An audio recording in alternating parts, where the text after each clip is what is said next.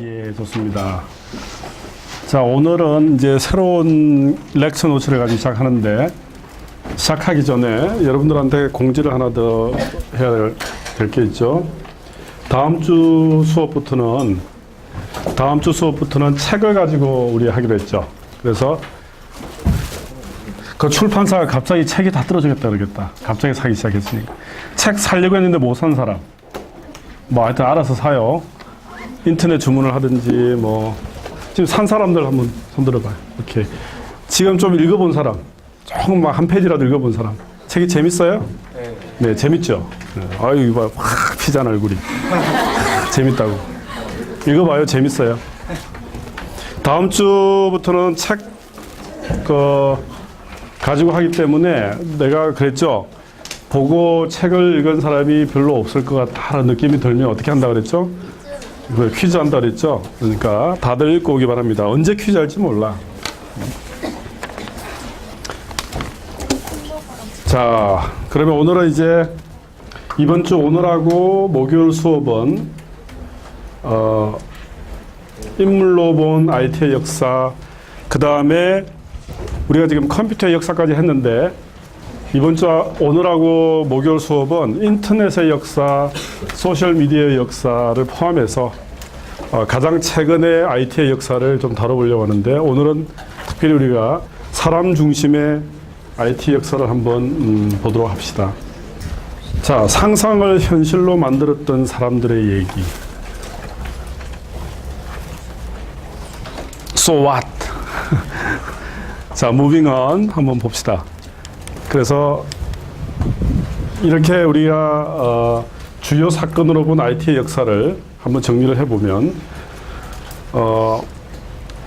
1450년 구텐베르그 우리 지난번에 봤지만 그 전은 사실은 체륜이라는 사람이 종이를 발명한 이외에는 특별하게 실명을 찾기가 힘들어요. 그러니까 어떤 역사적인 맥락 속에서 그 사이에서 필요한 어떤 기술이 발달했다고 봤을 때 1450년을 기점으로 구체적으로 어떤 사람이 뭘 발명했는지가 역사 기록에 남아 있어요. 그래서 1450년 구텐베르그의 인쇄술의 발명 이후에 어쩌면 중요한 정보사회, 인포메이션 소사이티의 시작이 있을 수 있고요. 그 다음에 알렉산더 그라함벨이라는 사람이 1870년에 전화를 발명하면서부터 어떻게 보면 통신의 시대라고 이제 우리가 얘기할 수 있는 그런 시대가 시작되었죠. 자, 핸드폰도 보인다. 핸드폰이 위에 보여. 네, 좀 내려놔요. 그 다음에 우리가 PC라고 하지만 실제 지난 수업에서도 컴퓨터의 역사는 오래되었다라고 얘기했죠. 그죠? 그러나 실제 퍼스널 컴퓨터, 우리 개인이 컴퓨터를 쓰는 PC의 시대는 1970년대부터 시작되었다 볼 수 있죠. 그래서 IBM, 애플이라는 이제 컴퓨터가 이제 출발하면서부터 PC의 시대라고 얘기할 수 있고요. 그 다음에 중요한 게 1990년대 월드와이드 웹이라고 하는 어쩌면 지금 인터넷의 역사에 있어서 가장 중요한 킬링 컨텐츠, 킬링 애플리케이션의 출발을 1990년으로 본다 그러면 월드와이드 웹의 출발을 우리가 얘기할 수 있고요. 그 다음에 1990년대에 다양한 IT의 기업들이, 기술들이 우리 주변에 이제 출현하게 되는데 그 중에 뭐 구글도 있고요. 그 다음에 70년대 애플과 IBM 당연히 있는 거고 마이크로소프트 있는 거고요. 그 다음에 90년대에 보면 아마존닷컴이라든지 구글 설립이 있고 그 다음에 2000년에 넘으면서 인터넷의 시대가 자 이렇게 얘기합시다. 오랜 동안에 어떤 문자의 시대가 지속되다가 1880년대에 전화기가 만들어지고 전화의 시대가 시작되고요. 그 다음에 1900년도부터 라디오의 시대가 시작돼요. 라디오. 그 다음에 텔레비전의 시대는 기술적으로는 1920년도 정도부터 출발을 했지만 실제 텔레비전이 라디오라든지 신문보다도 더 중요한 매체가 된 시점은 1950년대라고 얘기해요. 1940년대, 1950년대를 거치면서 텔레비전이 가장 중요한 매체가 되었고요. 그 다음에 1960년대, 70년대에 칼라 TV가 등장하면서 텔레비전의 시대는 계속 지속이 돼요. 그래서 역사상 지금으로 보면 텔레비전 시대는 1940년대부터 출발해서 1980년대까지도 텔레비전의 시대라고 얘기할 수 있어요. 지금도 텔레비전이 가장 중요하죠. 그러나 1990년대부터 월드와이드웹의 출현으로 인터넷이 우리 주변에 등장하고 그때부터를 인터넷의 시대라고 얘기합니다. 1990년도부터. 그 다음에 2010년대를 뭐라 그래요? 소셜미디어의 시대다 이렇게 얘기한다는 거죠. 그래서 우리의 역사를 크게 보면 문자, 전화, 라디오, TV, 그 다음에 인터넷, 소셜미디어로 연결되는 큰 굵직굵직한 미디어의 역사 속에 살고 있는데 그 중간중간에 이것저것 많죠. 뭐 비디오도 있고요. VCR 같은 것도 있고요. CD도 있고요. 그 다음에 잡지도 있고요. 굵직굵직한 거는 우리가 조금 전에 얘기했던 방식대로 이해할 수 있지만 그 사이사이에 또 중요한 매체들도 존재한다 라고 했을 때 크게 우리가 이렇게 이해할 수 있을 겁니다.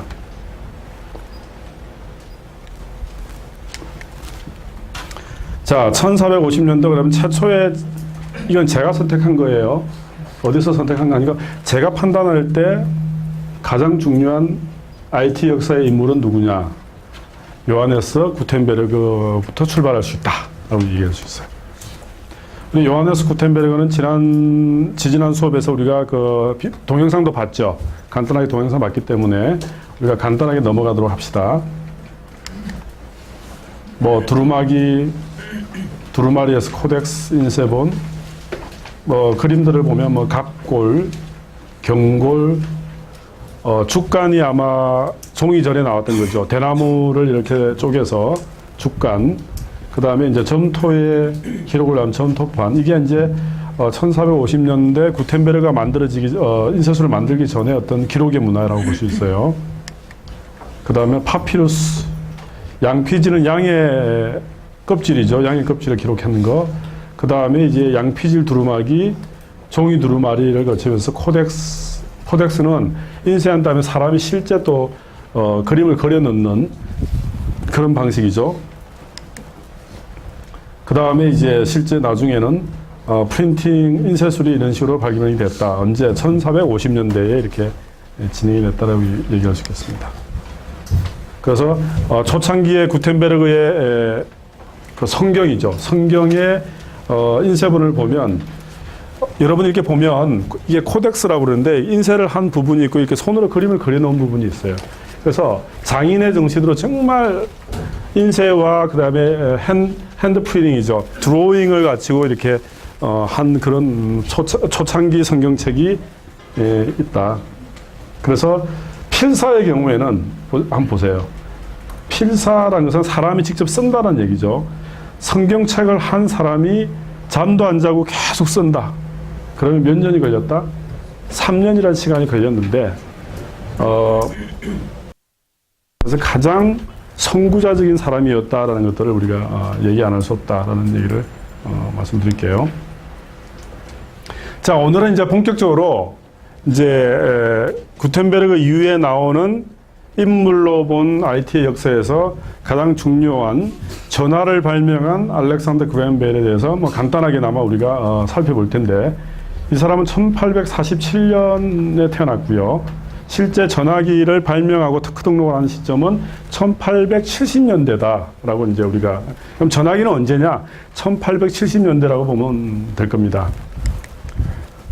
그래서 보면 당시에 알렉산더 그레햄 벨이 실제 손으로 쓴 실험실 노트가 이게 그림이 지금 나와 있는데, 머리를 막 굴려가지고 이런 식으로 하면 전화기가 되지 않을까 하는 그 노트죠. 자, 이게 이제 왜 중요하냐? 1876년 3월 8일자 벨의 실험실 노트가 신문에 보도가 되는데, 그 보도가 왜 일어났냐 하면 똑같은 시점에 영국에서 알렉산더 그레햄 벨이 전화기에 대한 생각을 가지고 특허를 신청을 하는데, 그 과정 속에서 이라이스 그레이라는 사람이 있어요. 그레이. 근데 이 사람은 알렉산더 그레햄 벨보다 좀 나이가 많은 사람이에요. 한번 볼까요? 우리 알렉산더 그레햄 벨은 1947년생이죠. 그레햄 벨, 이라이스 그레이라는 사람은 여기 보면 그레이라는 사람은 1835년생이에요. 그러니까 벨보다 한 10년 정도 먼저 태어나서 실제 전화기에 대한 생각을 알렉산더 그레햄 벨보다 먼저 가졌다라고 주장을 하면서 특허 논쟁이 이미 1870년대에 국제적인 특허 논쟁이 이제 있기 시작합니다. 그러나 중요한 건 뭔지 알아요? 그레이라는 사람이 실제 노트가 있어요. 근데 특허 등록한 시점은 벨이 조금 빨랐다. 이렇게 이제 판결이 납니다. 그래서 결국은 전화 발명은 누가 했다라고 이제 결론이 나지면 알렉산더 그레햄 벨이 전화를 최초로 발명한 걸로 이제 이렇게 얘기가 되기 시작하죠. 그 과정 속에서 결정적인 증거에 역할한 게 이 알렉산더 그레햄 벨의 이 전화에 관련된 노트예요.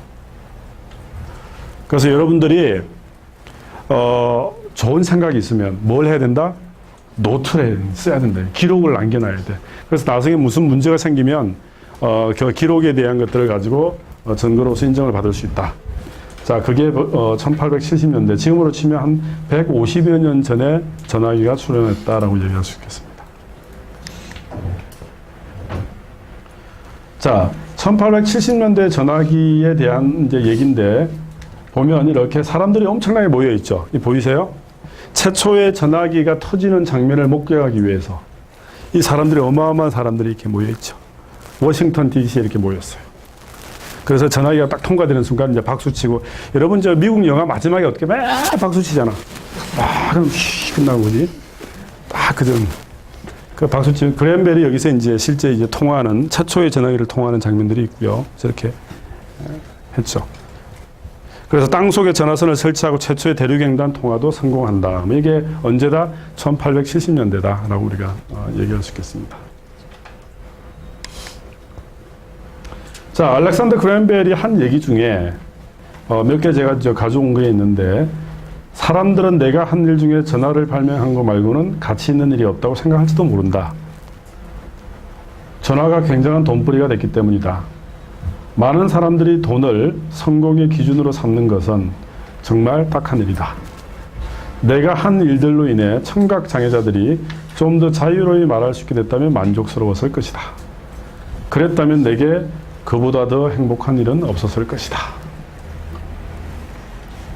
이거 번역한 거예요. 그레햄 벨이 한국말로 한 거 아니고 이제 영어를 얘기한 거 이렇게 번역을 했다, 이런 얘기죠. 1922년 8월 2일 전화기를 발명한 알렉산더 그레햄 벨의 죽음을 애도하기 위해서 전 미국의 전화 시스템이 1분간 침묵했다. 이런 거는 참 좋은 것 같아요.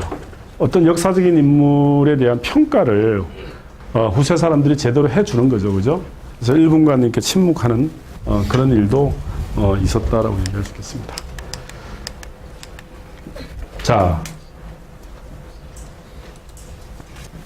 자, 그레햄 벨이라는 사람이 전화기를 발명하고, 어차피 여러분 스마트폰 있죠? 전화기 지금 쓰고 있는 스마트폰의 기원을 거슬러 올라가면 알렉산더 그레햄 벨을 얘기 안 할 수 없을 거예요.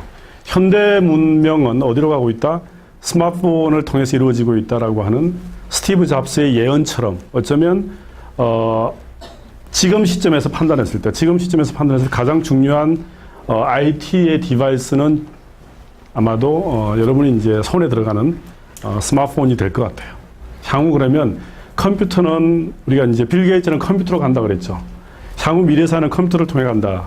스티브 잡스는 전화기를 통해 간다라고 했던 두 사람의 예언에서 스티브 잡스의 손을 들어줄 수 있을 텐데, 그 전화기의 역사를 거슬러 올라가면 어쩌면 알렉산더 그레햄 벨을 우리가 빼놓을 수 없는 인물이라고 볼 수 있습니다. 그 다음에 여러분 쓰는 마그네틱 VCR에 선 들어가죠. 마그네틱 선. 그것도 우리 그레햄 벨이 만들었다. 이런 얘기도 VCR에서 나옵니다. 지금 몇 사람, 7명이 지금 눈을 감았어. 지금 졸릴 텐데, 뭐, 후덥지근한 졸립잖아, 그지? 네. 푹 자라고, 푹 주무시라고. 오케이? 자, 그 다음에 세 번째, 그레햄 벨이 이어서 어쩌면 현대 IT 역사에 있어서 가장 중요한 역할을 한 사람은 누구일까라는 선정에서 제가 선택했어요. 빌 게이츠가 아닌가라는 생각이 듭니다. 빌 게이츠 나이가 몇 살? 1955년생이죠? 그죠? 스티브 잡스 형님도 55년생인데, 같은 나이지만 빌 게이츠를 먼저 제가 선정을 했어요. 그래서 빌 게이츠에 대해서 우리가 잠깐 비디오를 먼저 보고, 잠깐 먼저 읽어볼까? 이렇게 생겼대요. 나도 뭐 내가 빌 게이츠를 본 적이 없어. 근데 22살인데 저렇게 어려. 어? 좀 뽀샵 좀 하지 말이야. 그지? 이제 빌 게이츠가 꿈꿨던 건 뭐냐면 책상마다 집집마다 한 대씩 놓인 컴퓨터라는 자기 나름대로 슬로건을 가졌어요.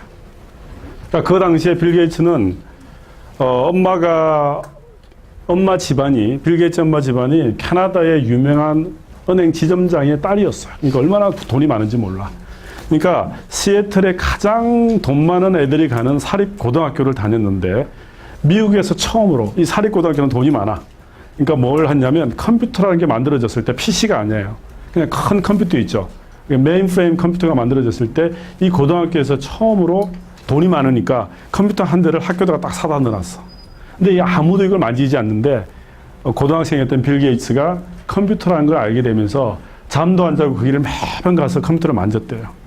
그러니까 가장 초창기 컴퓨터, 군대용이 아닌 컴퓨터 학교에 배치되었을 때 빌 게이츠가 고등학생으로서 거기 있으니까 가서 컴퓨터를 만지기 시작한 거죠. 그러면서 이 컴퓨터가 책상마다 집집마다 한 대씩 놓을 때까지라는 꿈을 가지고 이제 하나씩 준비해 간 사람이 빌 게이츠예요. 그래서 이제 하버드 대학을 가고 대학을 다니면서도 자기 꿈을 잊지 않고 결국은 PC라고 하는 마이크로소프트라고 하는 어쩌면 가장 그 애플 전에 가장 컸던 IT 기업을 일군 사람이 빌 게이츠고요. 지금도 제일 세계에서 세계에서 제일 부자가 누구예요? 빌 게이츠가 계속 1등이었는데 최근에 바뀌었더라고. 멕시코의 그 텔레문고라고 하는 뭐 그 비슷한 이름의 텔레커뮤니케이션 회사의 주인인데 이 사람은 멕시코와 그 라틴 아메리카의 통신 있죠. 이걸 독점하다시피 하고 오면서 돈이 엄청 많은 사람이 있어요. 그 사람이 1등이고 빌 게이츠가 현재 2등이더라. 뭐 이런 얘기도 있습니다. 얼굴이 아주 그냥 귀엽죠? 네. 자, 마이크로소프트 본사 정문에 새겨진 로고고요. 마이크로소프트는 마이크로 컴퓨터와 소프트웨어의 약자로서 빌 게이츠가 장명을 했고요. 그 과정 속에서 베이직이라고 하는 컴퓨터 OS 랭귀지를 만들고 그 다음에 하버드를 중퇴하면서 폴 앨런 이런 사람들을 좀 외워둡시다. 같이 마이크로소프트를 만든 대표적인 인물인데 폴 앨런 이런 사람도 유명한 사람이에요. 근데 이제 여기서는 이제 10대 인물로는 빠지지만 폴 앨런과 함께 마이크로소프트를 공동 설립하고요. 그 다음에 윈도우 3.0. 여러분 지금 컴퓨터는 윈도우 시스템이죠. 이렇게 마우스를 가지고 클릭할 수 있잖아. 이 마이크로소프트 전에 컴퓨터는 뭔지 알아? 그걸 다 입력을 해야 돼요. 텍스트를. 그러니까 파란 화면에 그냥 텍스트를 다 입력을 하면 그게 컴퓨터가 워킹이 돼요. 근데 지금은 윈도우 시스템이라고 그래서 윈도우 시스템을 이제 마이크로소프트에서 만들어서 여러분이 마우스로 편하게 이제 컴퓨터 이용할 수가 있는 거죠. 그 전에는 이제 매뉴얼이 있었다라는 얘기를 안 할 수 없을 겁니다. 그래서 이제 빌 게이츠는 종이의 굴레에서 벗어나자라고 하는 그런 나름의 슬로건을 가지고 미래로 가는 길이라는 책에서 빌 게이츠가 한 얘기를 제가 한번 인용을 좀 해왔는데 한번 봅시다. 전자매체가 갖고 있는 잠재력을 최대한으로 활용하기 위해서는 전자매체에 걸맞는 내용물을 개발하는 것이 중요하다. 아직까지 온라인 내용물들은 다른 정보원로부터 헐값에 가져온 것이 대부분이다. 잡지사나 신문사에서는 이미 종이로 인쇄된 내용에서 사진이나 도표, 그래픽을 빼버리고 글만을 온라인에다 올리고 있다. 전자 게시판이나 전자우편에 실린 글은 흥미롭기는 하지만 밋밋하여 우리가 일상생활에서 접할 수 있는 좀 더 다양한 형태의 정보들의 경쟁 상대가 되지 못한다. 온라인 내용물은 많은 그래픽, 사진을 담아야 하고 관련 정보와 접속할 수 있는 통로를 갖고 있어야 된다. 제가 왜 이 글을 인용을 했냐면 이 글 속에 빌 게이츠는 빅데이터라고 하는 나름의 고민을 하고 있었던 것 같아요. 빌 게이츠가 그 시점에 빅데이터라는 용어를 쓰진 않았지만 그래픽이라든지 동영상이라든지 이런 다양한 거에 비정형 데이터에 대한 관심 이런 것들이 실제 있어야만이 성공할 수 있다는 차원에서는 빌 게이츠의 초기에 한 얘기 중에서도 빅데이터에 대한 나름의 관심이 굉장히 많았다. 철학이 있었다라는 것들을 우리가 이런 글을 통해서 알 수 있을 것 같아요. 그래서 제가 인용을 했습니다. 자, 2008년도에 한참 일을 할 수 있는 나이임에도 불구하고 빌 게이츠는 은퇴를 하게 됩니다. 그래서 이제 빌 앤 멜린다 게이츠 재단, 부인 이름이 이제 멜린다 게이츠인데 빌 앤 멜린다 게이츠 재단을 통해서 지금은 전 세계에서 이제 좋은 일을 하고 있는데 아프리카의 뭐 기아 살리기 운동이라든지 이런 뭐 지금 봉사하는 장면이 나오는데 이 재단을 통해서 지금 사회에 환원한다 그러죠. 자기가 번 돈을 다 환원하는 작업을 진행하고 있다 라고 얘기할 수 있겠습니다. 자, 빌 게이츠에 대한 우리의 간단한 동영상을 우리 한번 보면서 어떤 사람인지. 자, 빌 게이츠를 얘기하면 또 빠질 수 없는 사람이 이제 스티브 잡스 얘기를 안 할 수 없고요. 어쩌면 스티브 잡스가 더 우리에게 좀 임프레시브한 거는 빨리 죽었다는 거죠. 그래서 뭐 이 모차르트도 빨리 죽었잖아요. 그러니까 이 빨리 단명해야 이게 확 이게 머릿속에 확 들어오고 이 사람이 야 대단한 사람이구나, 천재구나 이런 얘기를 안 할 수 없는데 여러분 개인적으로 봤을 때 스티브 잡스가 잘생겼어요? 빌 게이츠가 잘생겼어요? 스티브 잡스. 아 그래? 더 좀 어트랙티브한가? 스티브 잡스가? 이 사람은 항상 이렇게 검정색 옷에 이제 그 청바지에 그 운동화를 신었는데 그게 별로 신경 안 쓴 것 같죠? 그게 엄청난 코디예요. 제가 이 별로 신경 안 쓴 것 같죠? 아침마다 30분 전에 막 오늘은 뭘 입어야 되나 이 고민을 제가 한답니다. 자, 스티브 잡스 1955년 그죠? 이제 2년 전에 돌아가셨는데 스티브 잡스 우리가 한번 얘기를 좀 해봅시다. 역시 백뮤직이 중요해. 뒤에 뭐만 쫙 갈리니까 집중하게 만드네, 그지? 자, 스티브 잡스는 같은 1955년도에 태어났죠. 그러나 지난번에 얘기했듯이 빌 게이츠와는 전혀 다른 가정 환경, 미혼모의 아들, 엄마가 키울 수 없으니까 입양을 시켰는데 그 입양한 사람도 라디오 수리공, 샌프란시스코의 저기 아주 그냥 그 달동네에 사는 이탈리안 계통의 라디오 수리공이었어요. 거기서 딱 한 가지 이제 입양 조건이 뭐였냐면 나를 대학에만 보내달라. 대학은 꼭 보내준다는 조건으로 그 사람이 스티브 잡스를 입양을 했죠. 그래서 이제 대학을 들어갔지만 자, 스티브 잡스와 빌 게이츠의 공통점은 뭡니까? 둘 다 학교를 중퇴한 거네. 그죠? 학교를 다니다 다 중퇴했어요. 여러분 보고 절대 다 중퇴하라는 얘기는 안 해요. 근데 그 다음에 와닿는 말은 와닿네. 자기가 듣고 싶은 수업은 청강했다. 그러니까 여러분들은 좋은 수업을 위해서는 수업도 레지스트레이션 해야겠지만 청강도 할 수 있어야 돼요. 청강에서 또 좋은 수업을 들을 수 있어야지. 그리고 대학이 너무 좋으면 졸업하고 나서 또 몇 년 더 청강을 해.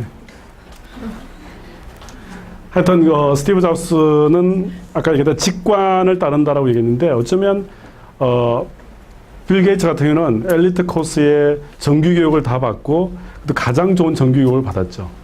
가장 좋은 사립고등학교와 하버드 대학을 졸업했어요. 그죠? 가장 부유한 환경에서 결혼도 하고 사업도 성공적으로 마쳤지만 빌 게이츠 같은 경우는 아까 얘기했듯이 미혼모의 아들, 성장 환경이 너무 안 좋아요. 그 다음에 히피라는 단어가 한번 나왔어요. 히피라는 단어가 뭔지 알죠? 1960년대, 1970년대 샌프란시스코에서 처음으로 전 세계적으로 퍼져나간 문화가 히피 문화예요. 반항이죠. 젊은 친구들이 왜 장발, 머리 기르고 그 다음에 청바지 진을 입고 찢어진 청바지를 입고 사회에 어떤 반항하는 어떤 새로운 문화. 빌 게이츠가 그런 반항의 어떤 문화, 아이콘, 히피족 이런 걸 접하면서 어쩌면 평범한 걸 거부하기 시작했죠. 그래서 이제 스티브 워즈니액 좀 이따 우리가 할 건데 스티브 워즈니액이라는 사람을 만나면서 컴퓨터에 대한 관심을 갖기 시작했고요. 그러면서 조그만한 그라지, 차고에서 조그만한 차고에서 처음으로 애플사를 설립하고 컴퓨터를 출시하기 시작합니다. 그래서 애플이 크기 시작했어요. 그러나 이 사람이 워낙 완고하고 보스 기질이 강하고 다른 사람을 별로 배려하지 않는 그런 성격의 소유자였어요. 그러니까 막 자르기도 하고 화를 내기도 하고, 자 이렇게 되니까 주위에 사람이 많았겠어요, 적었겠어요? 그렇죠. 주위에 사람이 없어요. 본인은 보스였지만, 프레지던트였지만 주위에 사람이 없어. 그리고 애플이 몇 가지의 모델을 내기 시작하는데 몇 가지의 컴퓨터 모델을 냈는데 실패를 하게 돼요. 그러면서 이사진에 의해서 이 사람이 자기가 세운 회사인데도 불구하고 아무도 자기를 스포트하지 않아. 그래서 쫓겨나게 돼요. 그래서 애플사에서 완전히 킥아웃 됐죠. 그러면서 이 사람이 전 세계를 여행을 하기 시작하는데 그 중에 하나가 인도, 네팔 이런 데를 여행합니다. 그러면서 스티브 잡스가 불교의 새로운 종교를 갖기 시작해요. 불교. 네팔 불교이죠. 불교를 갖기 시작하고, 그러는 와중에 다시 한 10여 년이 지난 다음에 애플이 너무 힘드니까 그 이사진에서 다시 스티브 잡스를 불러요. 그 오면서 복귀하면서 자기는 연봉이 필요 없다. $1만 있으면 된다. 이렇게 해서 다시 애플에 복귀해서 그 애플이 뭐를 출시하면서 다시 화려한 비상을 하기 시작하죠.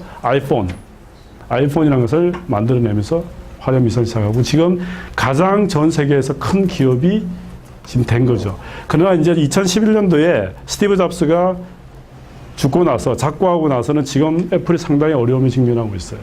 그러니까 리더가 얼마나 중요한지를 우리가 또 곧 보게 될 거예요. 애플이 어떻게 갈지 한번 봅시다. 그러니까 리더십이 얼마나 중요한지를 아마 우리가 보지 않을까라는 생각을 합니다. 삼성, 이건희 회장이 어떤 사람이건 간에, 어떤 사람이 이건희 회장을 뭐 형제 간의 재산 분쟁 이런 얘기도 하죠. 욕심이 많은 사람, 그 다음에 지금 이건희 회장이 여러분 그건 아세요? 암 환자죠. 암 치료를 받고 있는 환자죠, 오랫동안. 그래서 그럼에도 불구하고 이건희 회장이 어떤 사람인가는 아마 나중에 우리가 평가할 수 있을 거예요. 삼성이라는 기업을 일궜잖아요. 삼성전자라는 기업을 전 세계에서 애플과 대적할 수 있는 유일한 브랜드 아니에요. 그죠? 이건희라는 사람이 어떻게 평가받을지 나중에 모르겠지만 제가 봤을 때는 이건희라는 사람은 세계적인 인물이다라고 저는 생각할 수 있어요. 근데 지금은 제가 여기다 넣지는 않았어요.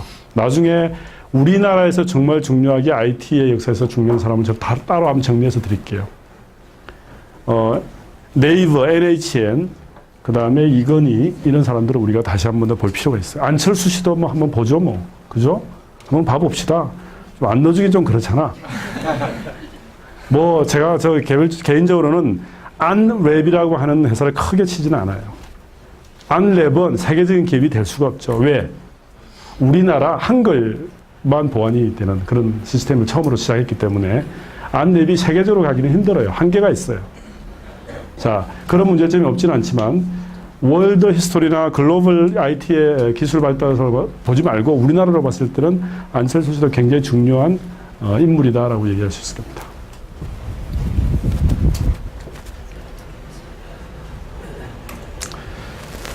자, 이 스티브 잡스의 얘기 중에서 디지털 시대의 레오나르도 다빈치다 뭐 이런 얘기를 하는 사람도 있고요. 애플의 기술, 여러분 애플을 보면 굉장히 그 감성적인 면에 치중하고 있어요. 그게 전부 다 스티브 잡스의 감성적인 면이 반영이 됐다고 볼 수 있어요. 그래서 빌 게이츠 같은 경우는 굉장히 이성적인 디바이스가 많아요. 논리의 디바이스라고 볼 수 있는 반면에 스티브 잡스의 그 디바이스는 감성적인 디바이스가 강하다. 자, 현대는 감성의 시대예요, 이성의 시대예요. 현대는 감성의 시대라 그러죠. 그래서 스티브 잡스의 어떤 애플이 더 성공할 수 있었던 계기 중에 하나가 그런 철학적인 마인드의 차이가 있다라고 우리 얘기할 수 있습니다. 이 사람이 이렇게 잘생겼었나? 이건 뭐 아주 핸섬하게 나왔네요. 우리 여기서 픽사라고 하는 것들도 외워둡시다. PIXAR. 이 픽사가 영화 여러분 보다 보면 픽사 이렇게 나올 때가 있어요. 그게 초기에 스티브 잡스가 만든 회사다라고 얘기할 수 있을 거고요. 애플에서 쫓겨난 시점인 1985년이죠. 그러니까 1976년에 애플을 처음 만들어서 10여 년 정도를 CEO로 있다가 쫓겨나서 80년대 중반에 쫓겨나서 약 15년 만에 2000년에 컴백하게 되죠. 그러니까 상당히 오랫동안 애플을 떠나 있었다라고 얘기할 수 있고요. 오른쪽에 보면 맥킨토시부터 출발하는 일련의 컴퓨터 모델이 전부 다 애플에서 나왔다. 여러분 잘 아는 아이파드도 나왔고요. 아이튠, 아이폰, 아이패드, 아이클라우드 이런 등등의 어쩌면 지금 현대사에서 가장 중요한 기술적인 그런 디바이스들을 스티브 잡스가 일궈냈다라고 얘기할 수 있을 겁니다.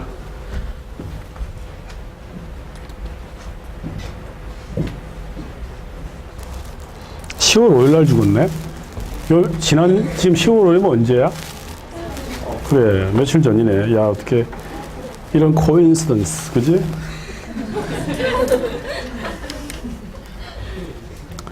자, 기술 혁신의 아이콘 스티브 잡스 얘기를 계속 하고 있고요. 우리가 이제 비디오 통해서 많이 봤기 때문에 넘어갑시다.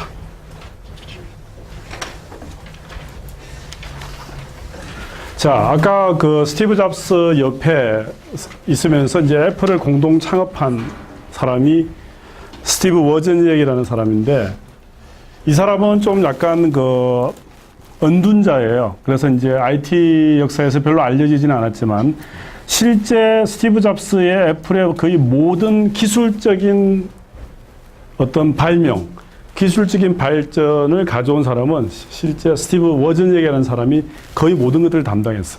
그럼 스티브 잡스는 뭘 담당했느냐? 스티브 잡스는 기계를 잘 몰라요. 그럼 뭐를 아느냐? 대인관계, 리더십, 창의성 이렇게 가자. 뭔지 알아요? 그래서 돈을 투자하고 비즈니스에 정말 뛰어난 사람이고요. 직관에 따라서 어떤 사업을 추진하는 능력이 강했던 사람이지, 실제 그 뒤에서 모든 기술적인 걸 담당했던 사람은 스티브 워즈니액이라는 사람이었다. 라는 것들을 우리가 좀 참고할 필요가 있어요. 그래서 이 사람은 한국에도 가끔 오는 사람인데요.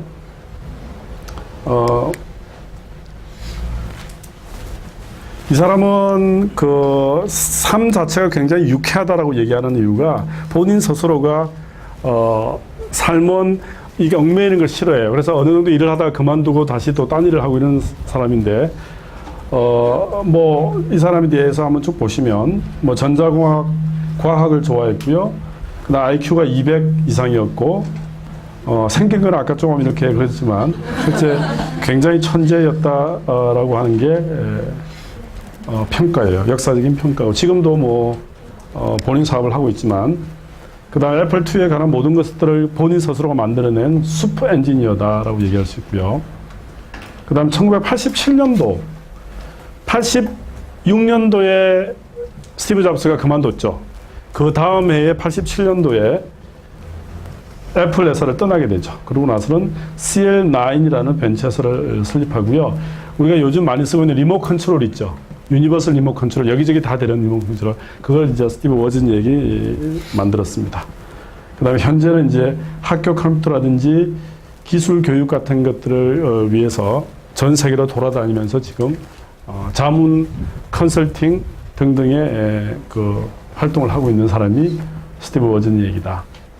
그래서 스티브 잡스 얘기를 할 때 꼭 나오는 사람이 스티브 워즈니액인데, 이렇게만 알아둡시다. 애플에 관한, 거의 컴퓨터에 관한 거의 모든 기술적인 디바이스를 창안해내고 실제 만들었던 사람이다 라고 우리가 이제 알아둡시다. 여기 이제 워즈니액이 왜 중요하냐, 뭐 8가지를 얘기했는데 참고하시고요. 워즈니액을 잠깐 우리가, 이 사람에 대한 동영상은 많지는 않아요. 그래서 찾기가 힘들었는데 뭐 이렇게 생겼구나라는 것들만 한번 보면 되겠죠. 뭐.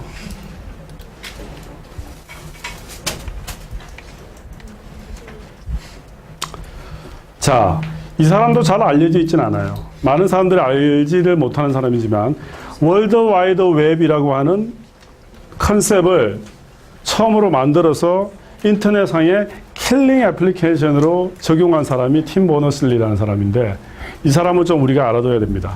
이 사람은 어쩌면 가장 히든 히어로가 아닌가라는 제 개인적인 생각으로는. 이 사람도 몇 년생이에요? 1955년에 무슨 일이 있었나 봐. 그때 막 그죠? 팀 버너슬리. 자, 어떤 사람인가 한번 봅시다. 오늘 여기까지 보면 딱 되겠다. 자, 젊었을 때는 이렇게 생겼고요. 조금 전의 모습은 2012년도 우리나라 인터넷 들어온 지 30주년 기념 행사를 위해서 팀 버너슬리가 이렇게 동영상을 찍어서 보낸 것을 제가 이제 공개를 했는데, 우리나라에 인터넷 들어온 건 1982년으로 우리가 이제 얘기를 하고 있습니다. 그래서 목요일 날은 우리나라 인터넷의 역사를 제가 잠깐 강의 자료 없이 한번 보여드리려고 그래요. 목요일 날 우리나라 인터넷 역사. 다른 나라가 아니라 우리나라 인터넷이 언제 들어오고 어떻게 발전했는지를. 자, 팀 버너슬리를 잠깐 보면 PC 산업 역사상 가장 킬링 애플리케이션이라고 얘기되어지고 있는 월드 와이드 웹을 이제 최초로 만든 사람이고요. 그 전에 이제 스프레드시트라는 게 어쩌면 컴퓨터에 있어서 가장 킬링 컨텐츠라고 얘기한다 그러면, 그 다음에 인터넷 시대의 가장 킬링 컨텐츠는 월드 와이드 웹이다라고 얘기하는데, 그거를 그 컨셉을 만든 사람이다라고 얘기할 수 있겠습니다. 1990년대 얘기고요. 정확히 말하면 1991년도에 월드 와이드 웹 프로젝트가 시작됐고요. 지금도 팀 버너슬리는 아까 봤죠. W3C라고 하는 건 뭐냐면 월드 와이드 웹 컨소시엄, 그래서 월드 와이드 웹의 미래형을 만들어내고 있는 그런 컨소시엄에 지금 이제 대표로 있는데, 1991년도에 어쩌면 처음으로 월드 와이드 웹이 전 세계적으로 공개가 되는 시점입니다. 자, 월드 와이드 웹의 가장 기본적인 개념은 하이퍼텍스트죠, 하이퍼텍스트. 여러분 잘 아는 HTTP라는 거. 그죠? HTTP / 그 다음에 구체적인 URL 주소가 들어가는 거죠. 그 HTTP라고 하는 프로토콜이에요, 그게. 하이퍼텍스트 프로토콜. 인터넷을 통해서 텍스트에 접근해 가는 프로토콜을 만들어서 그 프로토콜을 통해서 월드 와이드 웹이라고 하는 웹 베이스의 문서를 최초로 오픈시킨 사람이 팀 버너슬리다라고 얘기할 수 있습니다.